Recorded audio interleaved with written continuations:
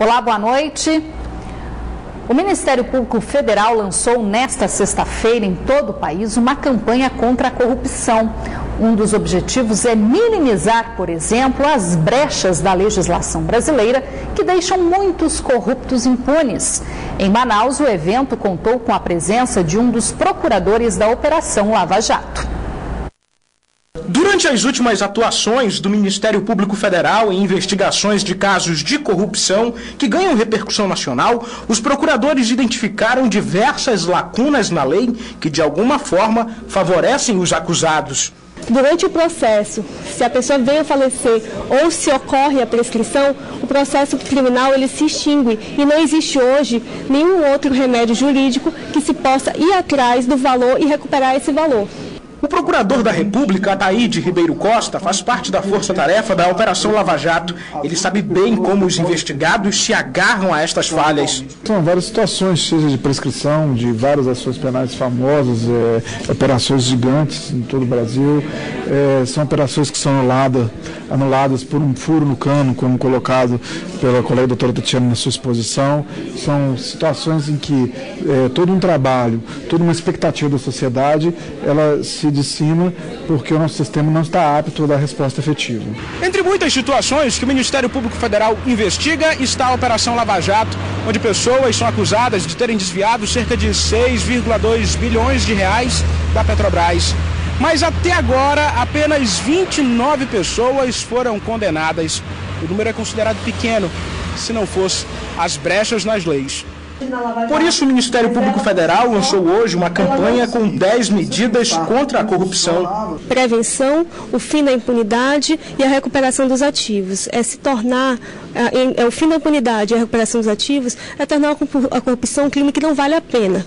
Hoje, ele ainda é um crime de baixo risco, baixo custo e alto benefício. No lançamento da campanha, o MPF colocou no ar um site com as 10 medidas onde a população pode ter acesso. Aqui também é possível imprimir uma carta de adesão à campanha. Até o momento, o endereço eletrônico 10medidas.mpf.mp.br já contabilizou pouco mais de 244 mil assinaturas. A ideia é chegar a 1,5 milhão. Que esse projeto seja considerado projetos de iniciativa popular e aí obrigue o Congresso, pelo menos, a processar e a votar.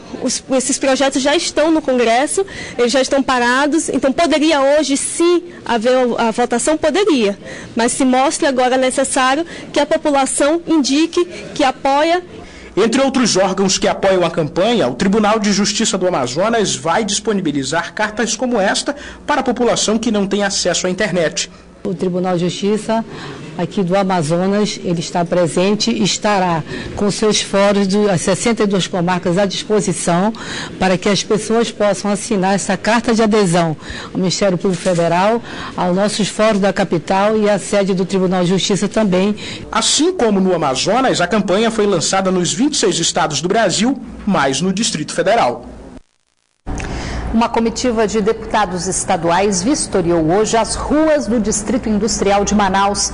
A ideia dos parlamentares foi ver em loco os desafios enfrentados pelos empresários, transportadoras e pela população ao trafegar nas ruas esburacadas e que há 3 anos esperam por uma revitalização.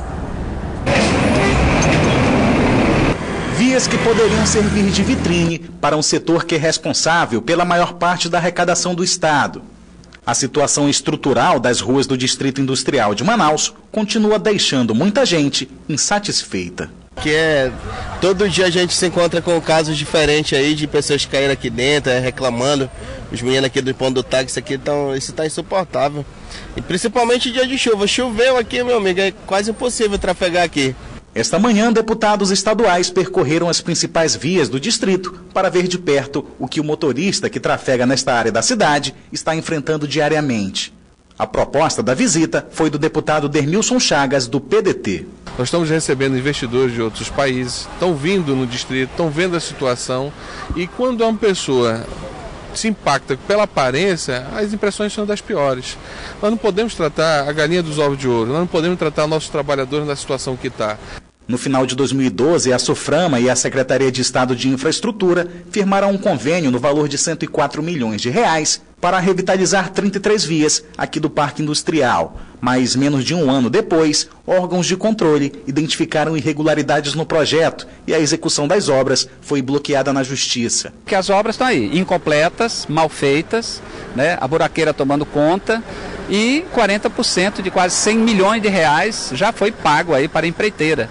Então nós precisamos saber, afinal de contas, de quem é a responsabilidade aí dessa obra, né, do andamento e no final da solução do problema aqui das ruas do distrito, né? Para a deputada Alessandra Campelo, o Estado pode estar perdendo investimento por conta da precariedade nas vias do polo. Você imagina um grupo de investidores que venha de um país desenvolvido visitar o distrito industrial com o intuito de instalar aqui uma fábrica. A pessoa vai ficar horrorizada com a qualidade do asfalto, né, ou do não asfalto que a gente tem aqui, e fica esse empurra-empurra. O governo joga para a prefeitura, que joga para a Suframa, e ninguém resolve. Quem sofre é o povo do Amazonas, porque o nosso distrito está cada dia mais desvalorizado e quem perde com isso é a população.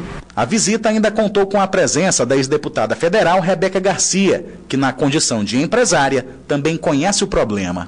Nós temos informações que a Motor Honda, por exemplo, que é a maior empregadora direta do polo industrial de Manaus, existem terceirizadas da Motor Honda que estão perdendo aí aproximadamente 9% da sua produção no transporte da sua fábrica até a fábrica da Honda. É muito alto, isso aí é uma pena que a gente não aceita nem dentro da fábrica.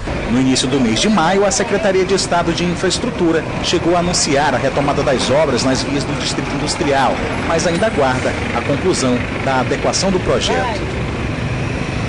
Por meio de nota, o Ministério Público Federal informou que a ação civil de improbidade administrativa perante a Justiça Federal, ingressada em 2011, segue em tramitação na Terceira Vara Federal e tem uma audiência marcada para o final deste mês. A ação responsabiliza dirigentes da Superintendência da Zona Franca de Manaus, do Centro das Indústrias do Estado do Amazonas e da Mosaico Engenharia e Comércio Limitada, empreiteira contratada para a obra, por má aplicação dos recursos federais destinados à recuperação das vias do Distrito Industrial de Manaus.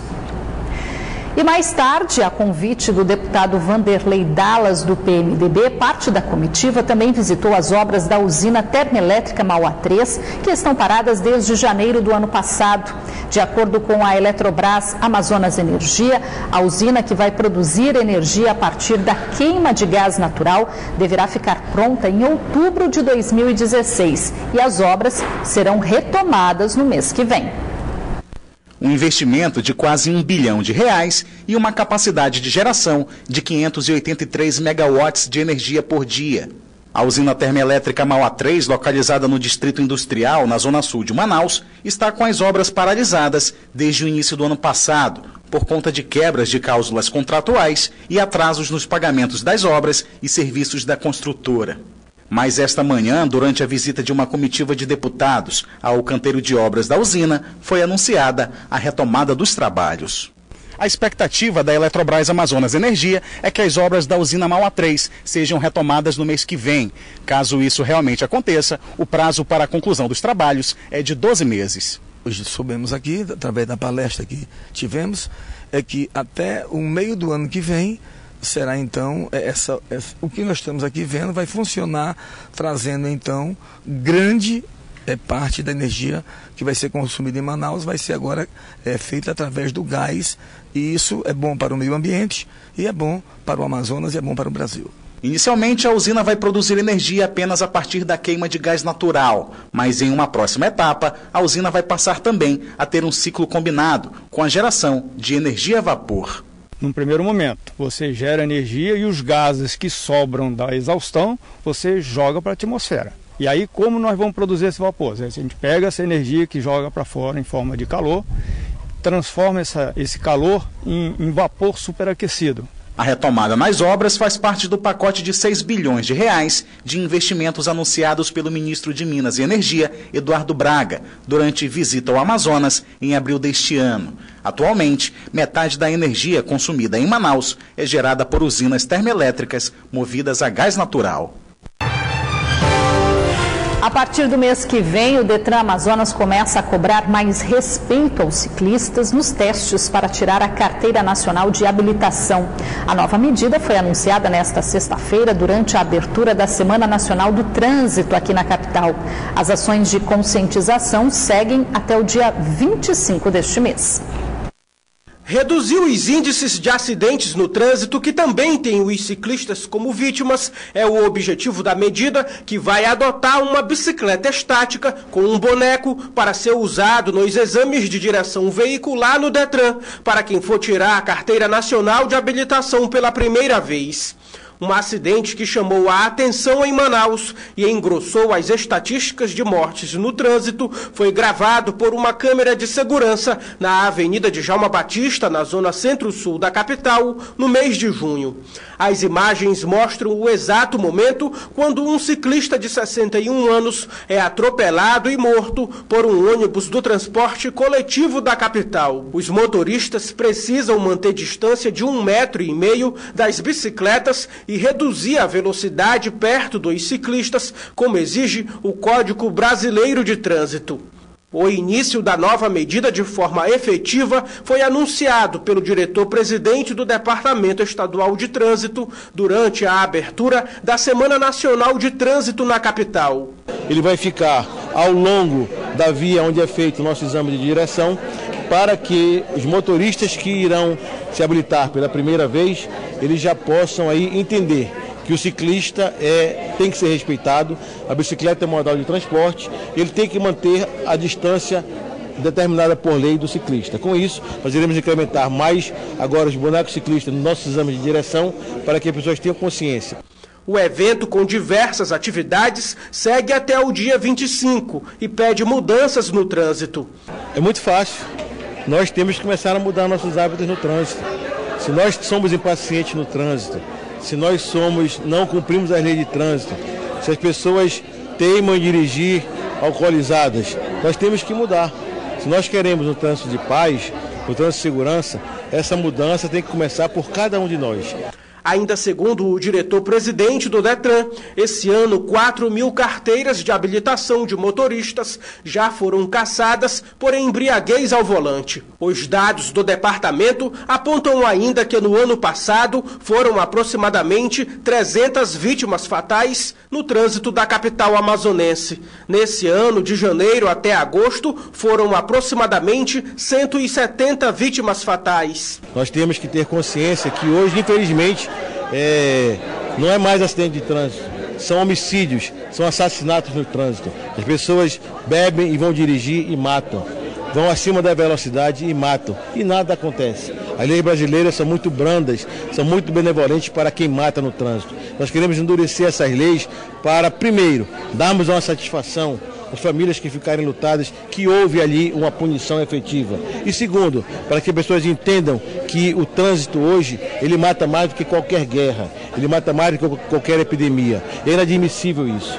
Foi no Dia dos Pais que o filho desse instrutor de formação de condutores acabou sendo vítima de um acidente de trânsito provocado pelo motorista de um micro-ônibus na capital.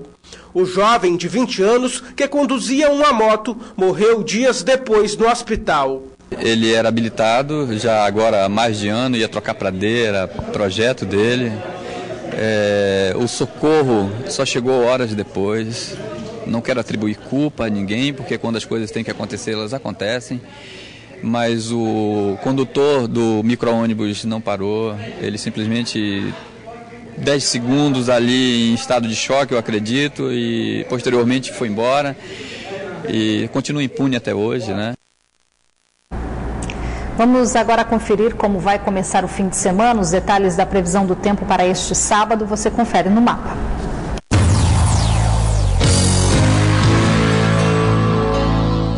Em Coari, a previsão é de muitas nuvens. As temperaturas variam entre 29 e 37 graus. Em Canutama, o tempo fica encoberto com chance de chuva fraca. Mínima de 27 e a máxima pode chegar aos 38 graus. Em Manaus, a previsão para o sábado é de sol entre nuvens. E as temperaturas variam entre 26 e 38 graus. A Defesa Civil do Estado enviou nesta sexta-feira mais um carregamento de ajuda humanitária para municípios do Alto Solimões que deixaram a situação de emergência devido à cheia dos rios e que agora são atendidos pela Operação Vazante. Para os municípios de Atalaia do Norte, Benjamin Constant, Tabatinga, Amaturá, Santo Antônio do Içá, São Paulo de Olivença e Tonantins, estão sendo enviados 2.650 kits de limpeza, além de caixas d'água, motores estacionados que irão atender as principais comunidades do Alto Solimões. A Polícia Federal deflagrou essa semana a Operação Filão dos Abacaxis para desarticular uma quadrilha que explorava ouro em um garimpo ilegal no município de Maués, no interior do estado. De acordo com as investigações, em 3 anos, a quadrilha extraiu mais de 200 quilos de ouro, movimentando cerca de 27 milhões de reais. Uma pessoa foi presa e 2 estão foragidas. A exploração ilegal do ouro acontecia em uma comunidade conhecida como Filão dos Abacaxis, em uma área de floresta fechada a cerca de 200 quilômetros do município de Maués, no sudoeste do Amazonas. Segundo a Polícia Federal, o garimpo funcionava sob o comando de 3 sócios que tiveram a prisão preventiva decretada pela Justiça. Um deles foi preso durante a operação e está na carceragem da Polícia Federal aqui em Manaus. 2 estão foragidos. Com a venda do ouro extraído ilegalmente, a organização criminosa usava uma empresa de fachada para fazer lavagem de dinheiro. Ainda de acordo com a PF, em 3 anos, mais de 200 quilos de ouro foram extraídos ilegalmente. Nesse período, a quadrilha movimentou mais de 27 milhões de reais. Porque a gente não se contenta só na identificação dos garimpeiros. O garimpo possuía cerca de 200 funcionários. No momento da operação, 50 deles trabalhavam na exploração do ouro. Cerca de 20 foram encontrados em situações análogas à escravidão. Alguns trabalhadores estavam já há 6 meses sem receber, numa situação bastante precária, alojamento bastante precário. Então, esse sócio vai ser indiciado também pelo crime de trabalho escravo. Uma área de 70 hectares de floresta foi devastada para permitir a exploração do garimpo. Materiais nocíveis à saúde humana eram utilizados no local. A atividade ilegal gerando aí contaminação dos rios, né, além do assoreamento e do solo. A Operação Filões do Abacaxi recebeu o apoio do Exército Brasileiro, que cedeu helicóptero e cerca de 20 homens para desmanchar o garimpo. Foram 2 pistas destruídas ao mesmo tempo, cada uma aproximadamente 60 metros de extensão e 60 de largura. A Polícia Federal cumpriu também 4 mandados de busca e apreensão e 6 mandados de condução coercitiva nos estados do Amazonas, São Paulo e Santa Catarina. O ex-deputado estadual Marcelo Ramos deve oficializar amanhã a filiação dele ao Partido da República, o PR. Além de chegar para ser o presidente municipal do partido, Marcelo Ramos está de olho na candidatura à Prefeitura de Manaus. O anúncio oficial deve ser feito neste sábado, mas Marcelo Ramos já fala como membro do PR. Eu não quero aderir a um projeto que não represente os ideais de mudança que eu tenho pregado em toda a minha caminhada na vida pública.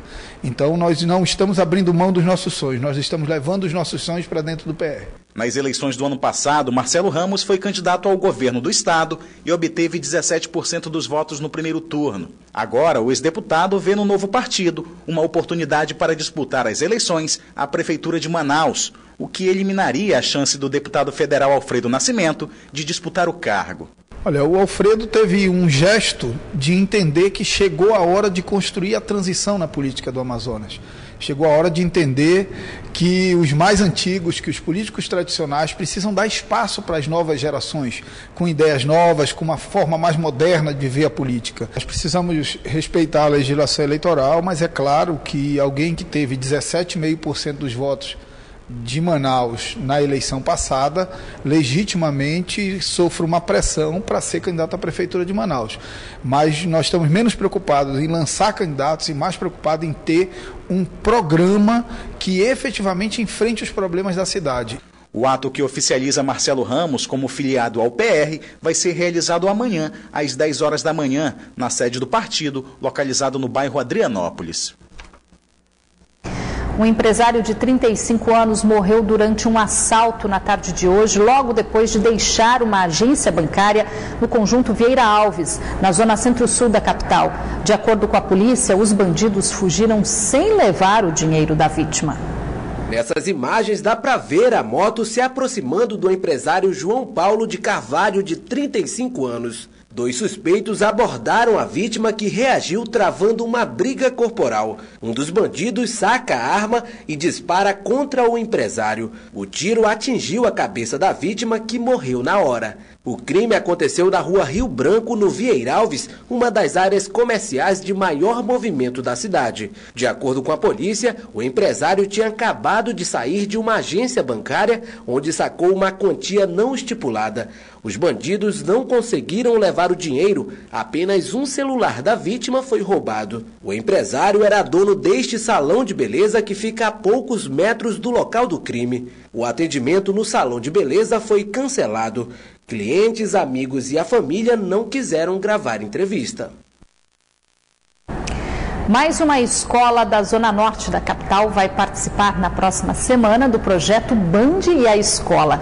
A proposta é levar crianças da rede pública de ensino para atividades práticas fora da sala de aula. E um dos locais escolhidos foi o zoológico do Centro de Instrução de Guerra na Selva, o único zoológico militar do mundo.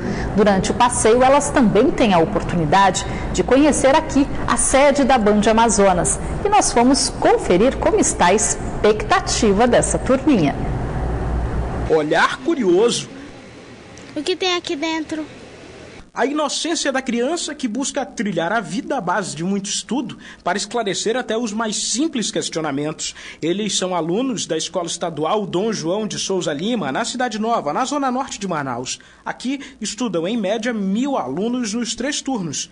Os do 4º ano matutino foram escolhidos para participarem do projeto Band e a Escola, que contempla os alunos com uma visita ao zoológico do SIGS. A gente percebe que as crianças não conhecem a cidade onde moram, não conhecem lugares como o SIGS, como o Teatro Amazonas e outros lugares importantes que a gente tem. A Ponta Negra, que deveria ser conhecida de todo o amazonense, algumas crianças não conhecem. Na quinta-feira da semana que vem, a rotina por aqui pelo SIGS vai mudar um pouco. 40 alunos do 4º ano da Escola Dom João de Souza Lima estarão aqui para conhecer um pouco sobre a biodiversidade da Amazônia. E garanto que eles vão sair com conhecimento muito mais, né, da nossa região. Quando a novidade chega até a criançada, é só alegria e expectativa. Você nunca foi no SIGS? Não. O que você espera encontrar por lá?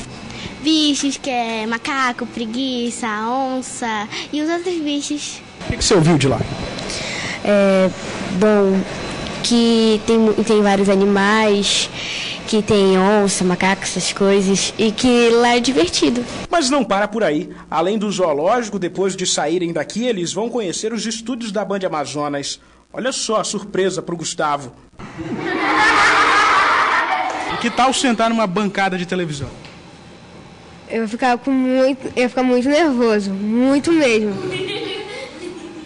Esta é a 2ª escola a participar do projeto. A primeira foi a Escola Estadual de Tempo Integral Rafael Henrique Pinheiro dos Santos, no bairro Terra Nova 4, na Zona Norte. Na ocasião, os pequenos invadiram o estúdio do Band Cidade e até simularam um jornal. Foi bem divertido, a gente fica aguardando aí essa nova turminha. O Band Cidade fica por aqui, mas você pode acompanhar a nossa programação pela internet no site band.com.br/Amazonas e também pelas redes sociais. Logo após o endereço eletrônico do Facebook e do Twitter, é só escrever Band Amazonas. E não se esqueça que amanhã é dia de Band Cidade Entrevista. O nosso entrevistado é o presidente do Centro das Indústrias do Estado do Amazonas, Wilson Périco. O programa vai ao ar 6:50 da noite. Você fica agora com as principais notícias do Brasil e do mundo no Jornal da Band. Boa noite para você. Obrigada pela companhia.